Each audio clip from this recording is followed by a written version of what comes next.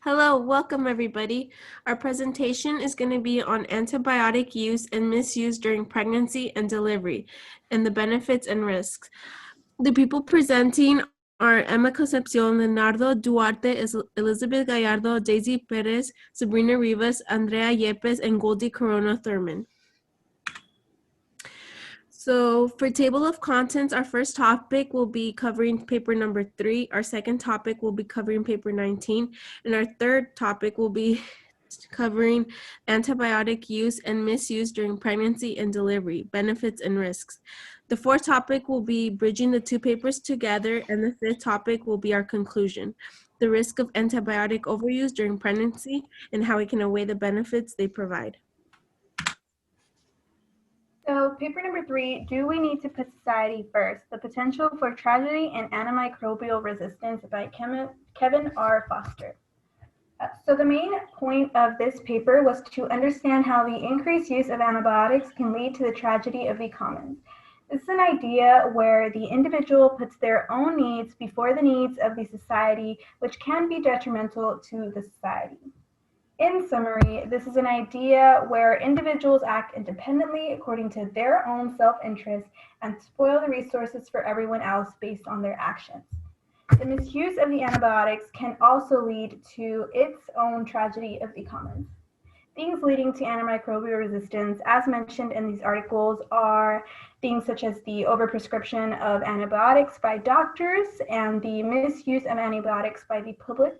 For example, taking antibiotics for a viral infection, the miseducation of the public on antibiotic usage, and the lack of education on the pros and cons. Easy over-the-counter access and extreme overuse in areas of agriculture.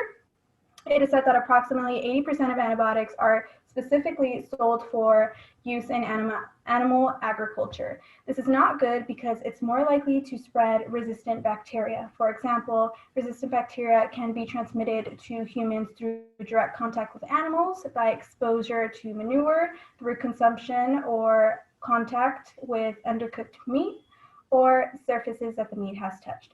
So antibiotic usage in agriculture is definitely one of the main priorities to tackle if we want to limit the antibiotic resistance, but the article also offers other ways to tackle these issues, such as by educating the public about when it is okay to use antibiotics and addressing the misconceptions about them, educating healthcare providers so that they can pass on this information to their patients, and placing restrictions on access to antibiotics, as well as setting laws that limit antibiotic usage in agriculture. The second paper we decided to utilize was paper 19. Human gut colonization may be initiated in utero by distinct microbial communities in the placenta and amniotic fluid. This paper focused on intestinal microbes and how interactions with them during infancy can affect health later on in life through programming of metabolic and immune pathways. To study these pathways, the authors took various samples from both the mother and the infant.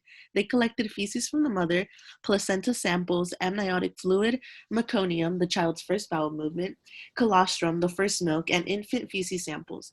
These samples were collected from 15 different mother-infant pairs to study how prenatal and neonatal microbial transfer and colonization of gut bacteria. One main factor that was to be maintained throughout the study was that all infants born had to be born via elective C-section. What the authors found after all these tests were run was that the placenta and amniotic fluids held very distinct microbiota and that had low richness, low diversity, and unique protobacteria. There were microbiota features that were found in the placenta or amniotic fluid that was also found within the infant meconium. This suggests that there is a microbial transfer that takes place. Within 3 to 4 days, the gut bacteria within the infant began to resemble the bacteria found in the colostrum. The authors hypothesized that there is a mechanism that allows for this kind of transfer that is initiated by a certain microbe within the placenta or amniotic fluid. This process is continued by microbes found in the mother's breast milk.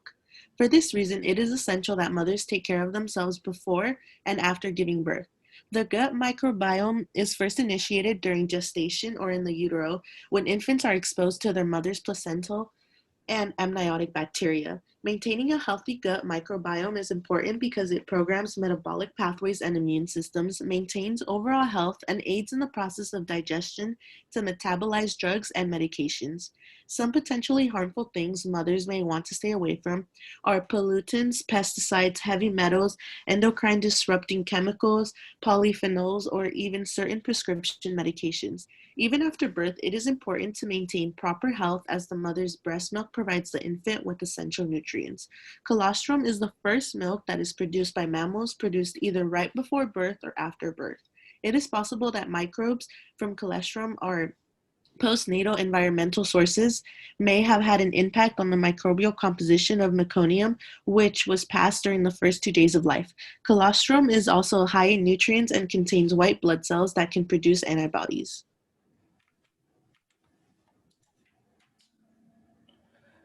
The third paper we decided to use was Antibiotic Use and Misuse During Pregnancy and Delivery, Benefits and Risks. One of three main points in this article discussed the serious concern that has come from the overuse of antibiotics resulting in multi-antibiotic resistant strains. The article then goes on to further discuss how exactly these serious concerns impact pregnant women. The widespread use of antibiotics is associated with maternal anaphylaxis, which results in a potential fatal effect on fetal oxygenation. The researchers then questioned whether the negatives outweigh the positives, with one positive of antibiotics being that maternal intrapartum GBS being the primary risk factor of EOD in infants, with approximately 10 to 30% of pregnant women having GBS in the vagina or rectum. However, it has been shown that intrapartum antibiotics prophylaxis decreases the risk of vertical transmission of GBS along with the risk of EOD. In the next slide, I'll be discussing how the third article we chose bridges together the first two modules. Paper 3 explained the phenomenon called tragedy of the commons and how it could be used to explain antibiotic resistance. Paper 19 analyzed the human gut biome, its functions when it's first initiated, and how it is evaluated. We read in the paper that the microbiome can either hurt us or benefit us depending on the context. The article that we chose connects both these topics by assessing the risk of taking numerous antibiotics while pregnant and how it can lead to antibiotic resistance and affect the gut biome since it is initiated in utero. In conclusion, the risks in overprescribing antibiotics during pregnancy and even while a mother is breastfeeding can lead to many potential issues later on down the road. We know that antibiotic resistance is a major issue for our society, and pre-exposing our future generations to antibiotics is altering their microbiomes. When deciding to prescribe antibiotics, the physician and patient should take into consideration the long-term effects it will have on the child. Ultimately, the 2014 World Health Assembly voiced their concern regarding antibiotic resistance due to antibiotic overuse and misuse as a serious concern. They urged that immediate action be made to combat antibiotic resistance on a global scale.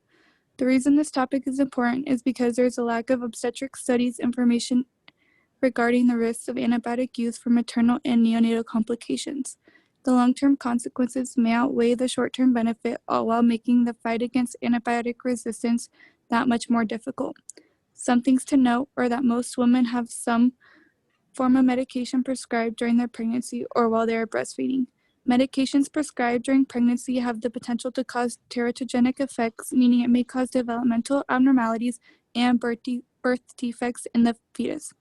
According to our third article, more than 40% of pregnant women are prescribed antibiotics prior to labor.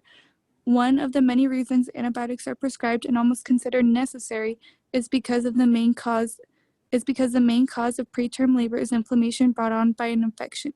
Premature labor is the largest contributor to poor outcome in the perinatal period and also remains the leading cause of neonatal morbidity and mortality in developed countries. Other reasons for antibiotic use are the treatment for GBS, as well as to prevent the maternal to fetus spread of STIs, along with many other reasons. However, the article also noted that antibiotic treatment to reduce inflammation and therefore prevent preterm labor has been found ineffective when the membrane is still intact. On the flip side, antibiotics are helpful when attempting to prevent PROM, a short-term complication known as premature rupture of membranes before term. In the end, antibiotics may be helpful depending on the circumstance, but that should be determined on a case-to-case basis given that they typically do not provide much long-term benefit. In the long run, the attempt to reduce infections is impacting microbial milieu for the next generations. Some solutions to the overuse of drugs is to better educate and involve the patients in the potential risk versus benefit when deciding to use medications during pregnancy or while they are breastfeeding. Coming up with other solutions to complications OBGYNs are trying to treat will be necessary as well to stop the increase of antibiotic resistance for future generations. This is our bibliography. Thank you. Any questions?